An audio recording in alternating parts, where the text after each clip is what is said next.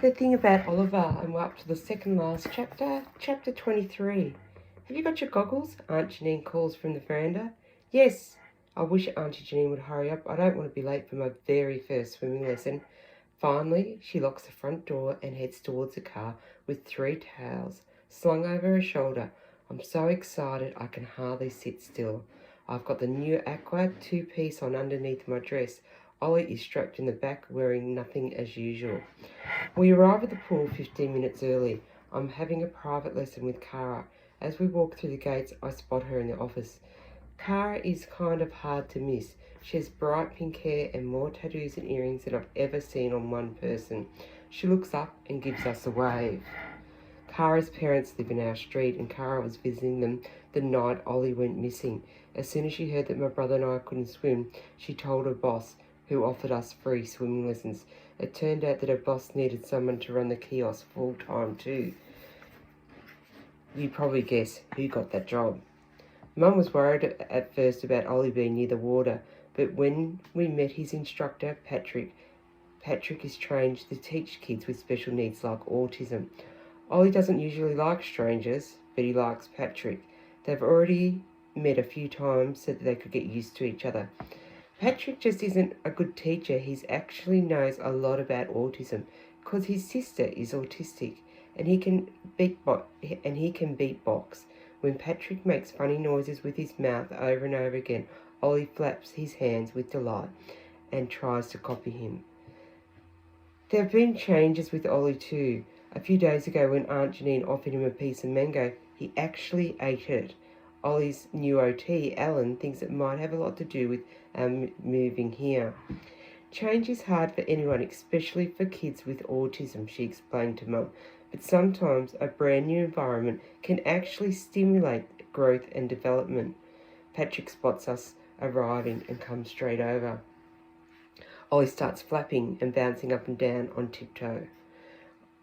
I'm just going to go to the toilet, I announce. I already went at home, but the sign at the entrance does tell you to go to the bathroom before you enter the water.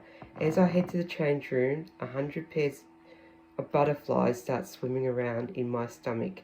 It might be the smell of the fresh paint from the renovations they did last week, but I suddenly feel like I'm going to inject my stomach out of my mouth like a starfish. I wanted to learn to swim for such a long time, but now that the big day is here, I'm more nervous than a cloud of plankton surrounded by a pot of whales. What if I can't do it? What if the teacher tries her best but I'm just no good at swimming? Maybe I don't really want to learn to swim after all. But then I think of my aqua journal, of all the amazing reef creatures I might never get to see in real life unless I learn to swim. I want to be able to snorkel a reef and see a Spanish dancer. I want to spot a clownfish hiding in an anemone and see a sea cucumber breathing out of its bottom. And I need to take pictures because, as well as featuring drawings, my new book about marine creatures is going to be full of photos that I have taken myself. I take a long, deep breath and let it out slowly.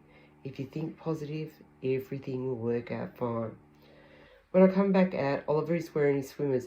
He and Patrick are already paddling around in the toddler's pool. Aunt Janine is chatting with Cara. I guess it's my turn now. I slip off my dress and stuff it into the bag by Aunt Janine's feet. Hi, Tilly, Cara grins. Ready? I smile shyly and swing my goggles. I guess so. Aunt Janine hands me a towel and kisses me on the cheek. Break a leg. I grin at her and shake my head. I need both my legs to swim. Cara laughs and we head over to the big pool together. We sit at the edge of the pool for a while, dipping our legs. The water feels nice. Cara tells me that the water is always warm here, even in winter. Cara asks me a lot of questions about marine creatures. I tell her all kinds of interesting facts, but after a while, the sun is feeling really hot and all I can think of is getting in the water. I look down and imagine the water filled with coral and brightly coloured fish. Cara smiles at me. Ready to hop in? It's as if she was reading my mind. We get in at the steps where the water is only waist deep. It feels okay so far.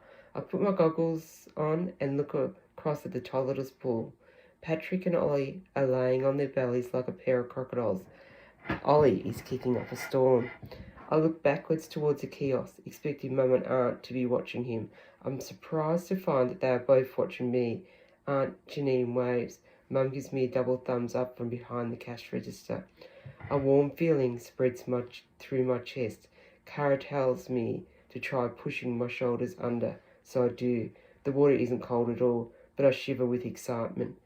I tell her that I already know how to put my face in water and blow bubbles, then I prove it. When I come back up, Cara looks impressed. In the next half hour, I learn to float on my back, and soon I am shooting across the pool on a kickboard. Cara asks me if I want to take a break. No way, I tell her. By the end of the hour, I'm guiding to her with my face in the water and trying to remember to kick at the same time. Cara gives me a high five. Amazing start, Tilly. A bit more practice, and we will have you swimming like a fish in no time. With the fish, I remind her. Cara grins. Hey, the way you're going, you might even turn into a fish.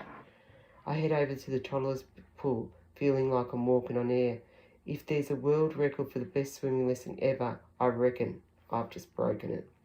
Ollie's crouched over the drain at the side of the pool with Patrick. They both have their ears to the grate, listening to the water swish in and out. It sounds like the sea.